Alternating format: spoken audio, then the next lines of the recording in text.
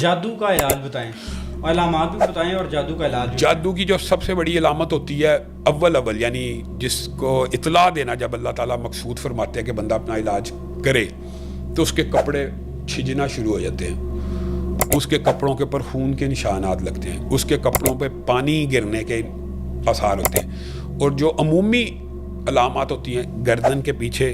بوجھ محسوس ہوتا ہے، خواب آتے ہیں، اس کے اندر انسان سانپ دیکھتا ہے، چھپکلیاں دیکھتا ہے، بھینسیں دیکھتا ہے، گائے دیکھتا ہے۔ اس کا جو سب سے مجرب علاج ہے نا وہ وہی ہے کہ حفاظت کے سارے اذکار پڑھے، لیکن جس کو میں نے سب سے زیادہ مجرب پایا اور جس سے بہت زیادہ لوگ، ایک شخص تھا میرا دوست، اس کی بیوی کو کوئی 14-15 سال سے زیادہ ایک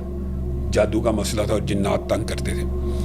میں نے کہا یار آپ 40 دن لا الہ الا اللہ وحدہ لا شریک لہ لہ الملک ولہ الحمد وہو علی کل شیء قدیر صبح اور شام 100 مرتبہ پڑھیں۔ یہ رسول اللہ صلی اللہ علیہ وسلم کی حدیث ہے، اصل میں اس کے 100 مرتبہ پڑھنے کے حوالے سے کہ شام تک اس کو کوئی چیز نقصان جادو نہیں پہنچا سکتا، اور شام کو پڑھے تو صبح تک نہیں پہنچا سکتا۔ علامہ ہشام الہی ظہیر آفیشیل چینل کو سبسکرائب کر لیں۔